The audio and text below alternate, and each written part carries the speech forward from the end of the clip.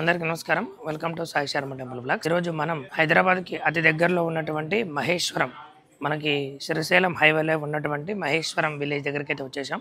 ఈ యొక్క మహేశ్వరం విలేజ్లో చాలా అద్భుతమైనటువంటి విశేషమైన ఆలయాన్ని మనం గమనించవచ్చు. మనకి ఎక్కడా లేనటువంటి శివాలయాలు, సహజంగా శివాలయం అనేది ఒక దగ్గరే ఉంటుంది, అంటే ఒక శివలింగం అలాగే అమ్మవారు అయితే ఉంటుంది.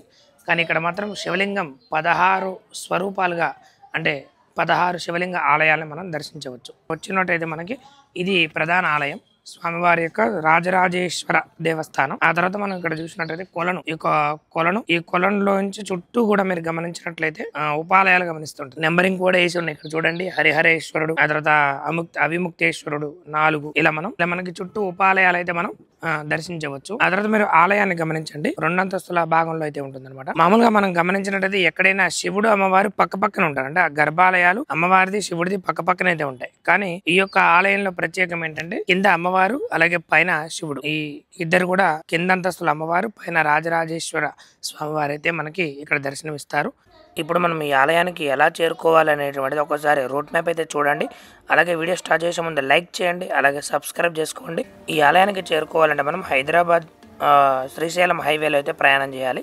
ఇప్పుడైతే మనం శ్రీశైలం హైవేలో రింగ్ రోడ్ని దాటుతున్నాం. Outer ring road, Nehru outer ring road అయితే దాటుతున్నాం. నెహ్రూ ఔటర్ రింగ్ రోడ్ దాటిన తర్వాత తుక్కుగూడ వస్తుంది. తుక్కుగూడ విలేజ్ దాటిన తర్వాత మనకి మహేశ్వరం అని విలేజ్ వస్తుంది. ఈ యొక్క మహేశ్వరం దగ్గర రైట్ సైడ్ అయితే టర్న్ అవ్వాలి. టువర్డ్స్ శ్రీశైలం వెళ్తూ ఉండగా హైదరాబాద్ నుంచి రైట్ సైడ్ టర్న్ అయిన తర్వాత మనం లోపలికి ఒక 5 కిలోమీటర్లు అయితే మహేశ్వరం విలేజ్లోకి అయితే వెళ్ళాలి. ఇక్కడికి మనకి శంషాబాద్ నుంచి కానీ ఆరాంఘర్ నుంచి కానీ బస్సెస్ అయితే మహేశ్వరంకి అవైలబుల్ ఉంటాయి. ఒకసారి చూడండి. లేదా హైదరాబాద్ నుంచి శ్రీశైలం వెళ్ళే ఏదైనా ఆర్డినరీ బస్సులు ఎక్కి మనం తుక్కుగూడలో దిగవచ్చు. అక్కడి నుంచి మహేశ్వరంకి ఆటోలు అయితే అవైలబుల్ ఉంటాయి.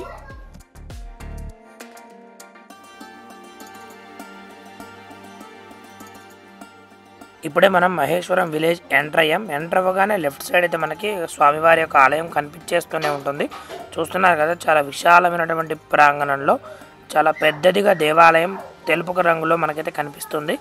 మహేశ్వరం ఊరు ఎంట్రన్స్లోనే ఈ ఆలయంకి వచ్చిన వారందరికీ కూడా పార్కింగ్కి ఎటువంటి ఇబ్బంది లేకుండా కూడా ఆలయం బయట ఎంతో విశాలమైనటువంటి పార్కింగ్ ప్రదేశంతో మనం ప్రశాంతంగా కారు బండ్లు వేసుకొని వచ్చినా కూడా పార్కింగ్ ప్రదేశం ఉంది. ఇక్కడ మనం ఆలయం బయట గమనించినట్లయితే రావి చెట్టు, వేప చెట్టు, మేడి చెట్టు కలిసినటువంటి త్రివృక్షం అయితే మనకి ఇక్కడ దర్శనమిస్తుంది. ఈ యొక్క చెట్టు దగ్గర ఉన్నటువంటి శ్రీ వల్లి దేవసేన సుబ్రహ్మణ్యేశ్వర స్వామి వారికి, నాగేంద్ర స్వామి వారికి భక్తులు విశేషంగా అభిషేకాది కార్యక్రమాలు చేస్తూ ఉంటారు. ప్రధానంగా విద్య, సంతానము అలాగే వివాహంకి సంబంధించి ఇక్కడ పూజా కైంకర్యాలు చేయడం ద్వారా తప్పక ఫలితిస్తాయని భక్తుల ప్రగాఢ విశ్వాసం.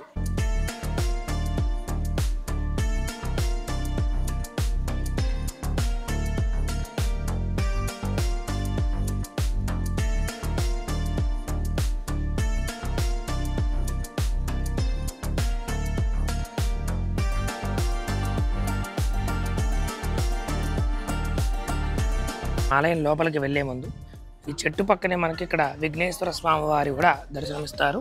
ముందుగా వినాయకుడికి దండం పెట్టుకొని ఆ తర్వాత మనం ఆలయ ప్రవేశం అయితే చేయాలి.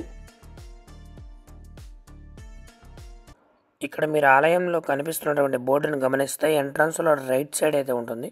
తెలంగాణ పురావస్తు శాఖ వారు ఈ యొక్క బోర్డుని ఏర్పాటు చేశారు. ఏవైతే పురాతనటువంటి చరిత్ర కలిగిన ఆలయాలు ఉంటాయో ఆ యొక్క ఆలయాల ముందు ఇటువంటి బోర్డు అయితే ఉంటుంది. ఇవన్నీ కూడా పురావస్తు శాఖ వారి యొక్క ఆధ్వర్యంలో ఉంటుంది. ఈ యొక్క ఆలయంలో ఉన్నటువంటి ఆలయ శిల్పాలు ఇవన్నీ కూడా మనం ధ్వంసం చేయకూడదు. ధ్వంసం చేసినట్టయితే నేరం కింద భావిస్తారనమాట. ఇప్పుడు మనం ఆలయం లోపలికైతే వెళ్దాం రండి. వెళ్తుంటేనే మనకి పూజా కౌంటర్ అయితే ఉంటుంది. ఏవైనా అర్చన టికెట్లు ఏమైనా తీసుకోవాలన్నా తీసుకోవచ్చు. ఈ ఆలయ సమయాలు మనం గమనించినట్లయితే ఉదయం 6 గంటల నుంచి మధ్యాహ్నం 12 గంటల వరకు, సాయంత్రం 5 గంటల నుంచి రాత్రి 8 గంటల వరకు కూడా మనం ఇక్కడ ఆలయాన్ని దర్శించుకోవచ్చు. ఈ యొక్క ఆలయం కాకతీయుల కాలంలో నిర్మించారని ఇక్కడ చరిత్ర ద్వారా మనకు తెలుస్తుంది. కాకతీయుల కాలం తర్వాత, కాకతీయుల కాలంలో కన్న మాదన్న ఆ సమయంలో ఈ యొక్క ఆలయం చాలా అద్భుతంగా విరాజిల్లి, ఆ తర్వాత ఔరంగజేబు కాలంలో ఆలయాల మీద దాడులు జరిగినప్పుడు ఈ ఆలయం కూడా శిథిలావస్థకు చేరిపోయింది. లోపల శివలింగాన్ని కూడా దొంగిలించారని చరిత్ర. ఆ తర్వాత మళ్ళీ 1950లో ఇక్కడ మహేశ్వరంకి సంబంధించిన స్కూల్ హెడ్ మాస్టర్ గారు, ఆ యొక్క హెడ్ మాస్టర్ గారు ఈ యొక్క ఆలయాన్ని మళ్ళీ పునర్నిర్మించాలని చెప్పేసి ఆ యొక్క హెడ్ మాస్టర్ గారికి స్వామివారు అయితే కలలోకి వచ్చి నా ఆలయాన్ని పునర్నిర్మించమని చెప్పారట.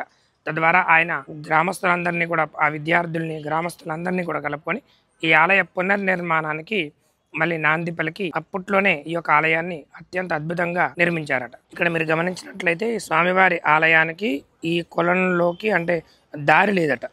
దారి లేకుండా స్వామివారి అమ్మవారు మాత్రమే ఇదివరకు ఉండేవారు.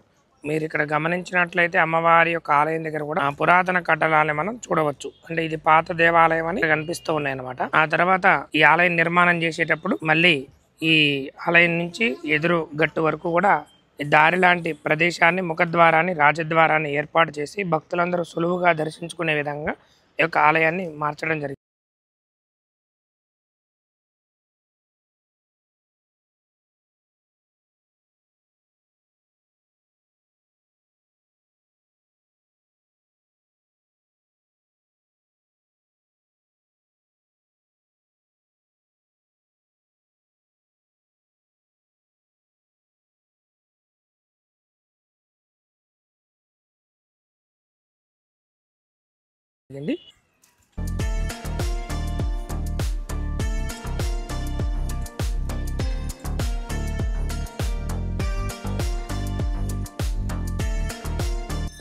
ఇప్పుడైతే మనం స్వామివారి ఆలయ గర్భాలయంలోకి వెళ్ళి స్వామివారిని ఒకసారి దర్శించుకుందాం రండి.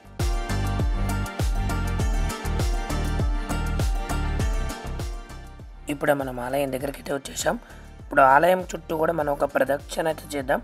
ఆలయం తెలుపు కలర్లో ప్రశాంతంగా అయితే ఉందన్నమాట. ఇంకొకటి ఏంటంటే స్వామివారి యొక్క గర్భాలయానికి 4 వైపులా కూడా ద్వారాలు ఉన్నాయి. ఇక్కడ మీరు గమనించండి, ఇదంతా కూడా రాతి ద్వారము.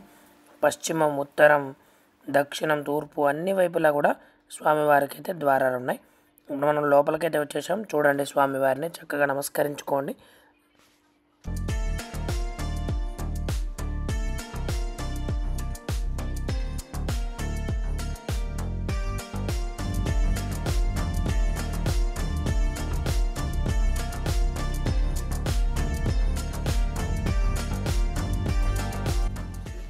స్వామివారిని దర్శనం చేసుకొని మనం బయటకు వచ్చిన తర్వాత బయట నుంచి స్వామివారి గర్భాలయం వ్యూ అయితే ఇలా ఉందన్నమాట. భక్తులందరూ కూడా ప్రదక్షిణ చేసుకుంటూ స్వామివారిని కోరిన కోరికలు తీర్చేటువంటి స్వామికి నమస్కరించుకుంటూ ఉన్నారు. అలాగే ఇక్కడ మనం గమనించినట్లయితే స్వామివారి యొక్క ఆలయం దర్శనం చేసుకొని ఇలా కిందకైతే వెళ్ళాలన్నమాట. శ్రీ రాజరాజేశ్వరి అమ్మవారు మనకి కింద అంతస్తులు అయితే ఉంటారు కాబట్టి స్వామివారి గర్భాలయం కింద ఇప్పుడు మనం కిందకి వెళ్తున్నాము. చూడండి,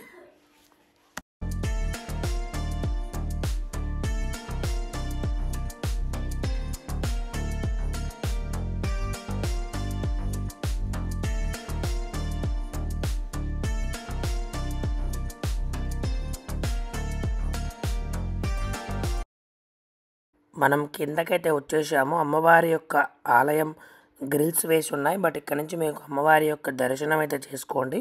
శ్రీ రాజరాజేశ్వరి అమ్మవారి యొక్క స్వరూపం చాలా అద్భుతంగా అయితే ఉన్నది. మనం రాజరాజేశ్వరి అమ్మవారి ఆలయం అంటే కింద అంతస్తుకు వచ్చిన తర్వాత లోపల నుంచి మనం ఈ చుట్టూ కొలను, అలాగే చుట్టూ ఉన్నటువంటి ఉపాలయాలు, శివాలయాలు చూస్తూ ఉంటే చాలా అద్భుతంగా అయితే ఉంది. ఇంకా నిండుగా నీళ్ళు ఉన్నప్పుడు ఇంకా బాగుండుండొచ్చు.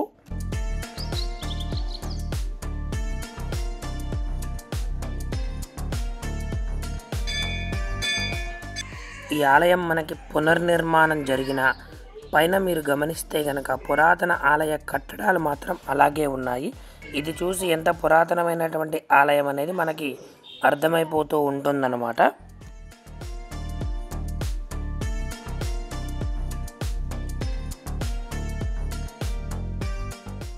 అమ్మవారి గర్భాలయం ఎదురుగా మనకైతే రకరకాల హోమగుండములు ఎదురుగా మనకి కనిపిస్తూ ఉన్నాయి.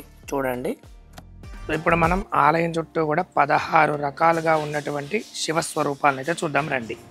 ముందుగా మనకి ప్రధాన ఆలయం నుంచి పక్కన నెంబరింగ్ కూడా ఉంది చూడండి. ఒకటి వచ్చేసరికి హరిహరేశ్వరుడు. ఆ తర్వాత మనం ఇలా ముందుకెళ్ళాలి. ఇలా చుట్టూ అన్ని ఆలయాలు కూడా చూద్దాం, వెళ్ళి రండి.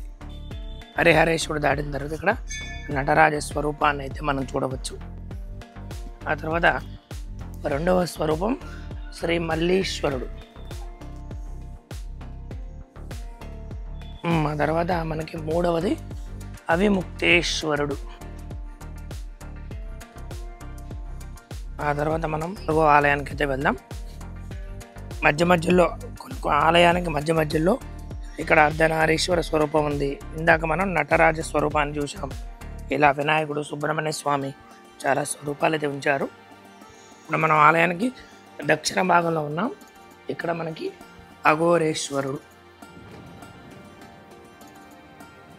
అఘోరేశ్వరుడు తర్వాత మళ్ళీ మనకి ఇక్కడ శ్రీ రాజరాజేశ్వరి అమ్మవారి, అలాగే మహాలక్ష్మి అమ్మవారు. ఇక్కడ మనం 5వ స్వరూపాన్ని గమనించినట్లయితే అమరావతీశ్వరుడు.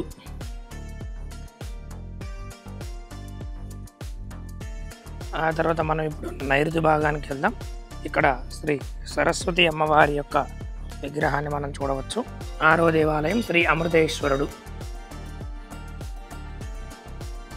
ఆ తర్వాత పక్కనే 7వ దేవాలయం శ్రీ గంగాధరేశ్వరుడు.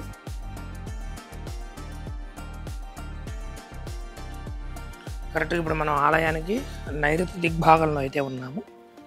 ఇలా మనం నెక్స్ట్ ఆలయానికి వెళ్దాం. ఇక్కడ విఘ్నేశ్వరుడు, అలాగే కుమారస్వామి వారి యొక్క విగ్రహాలు అయితే ఉన్నాయి.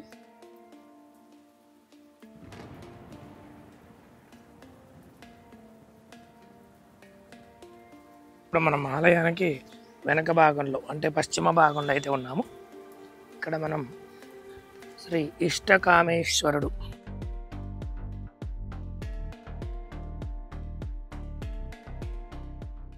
మనం చరిత్రలో చెప్పుకున్నటువంటి ఈ యొక్క మహేశ్వరం హెడ్ మాస్టర్ గారు ఈయనే అనమాట. 1950లో ఈ యొక్క ఆలయాన్ని నిర్మించారు. ఆయన పేరు శంకర్ ఖత్రి గారు. అంటే మనం 9వ దేవాలయం చూసినట్టయితే ముక్తేశ్వరుడు.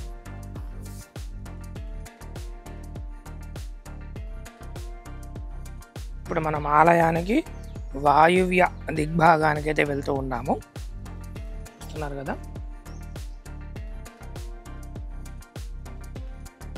ఇప్పుడు మనం వాయువ్య దిగ్భాగంలో ఉన్నటువంటి 10వ దేవాలయం శ్రీ కాళహస్తీశ్వర స్వామి వారిని చూడవచ్చు.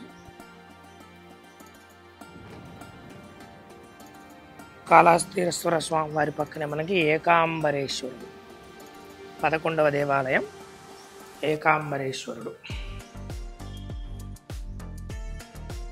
ఇప్పుడు మనం ఆలయానికి ఉత్తర భాగంలో ఉన్నాం. చూడండి, స్వామివారి అమ్మవారి గర్భాలయాలు. ఇప్పుడు మనం ఇక్కడ ఉత్తర భాగంలో 12వ స్వామివారి దేవాలయం మణికర్ణికేశ్వరుడు.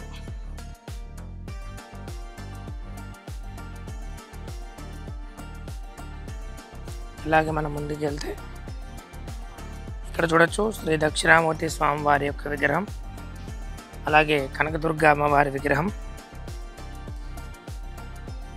తర్వాత మనం ఇక్కడ 13వ దేవాలయం అయినటువంటి మహానందీశ్వరుడు. తర్వాత మనం 14వ దేవాలయం అమరేశ్వరుడు. అమరేశ్వర స్వామి వారి యొక్క దర్శనం.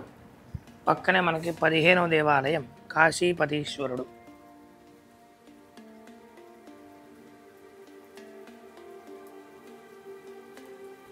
ఇప్పుడు మనం లాస్ట్ ఆలయాన్ని అయితే చూడబోతున్నాం.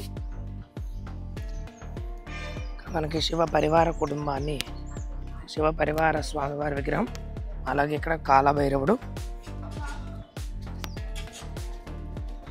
తర్వాత మనం లాస్ట్గా మంగళ గౌరీశ్వరుడు.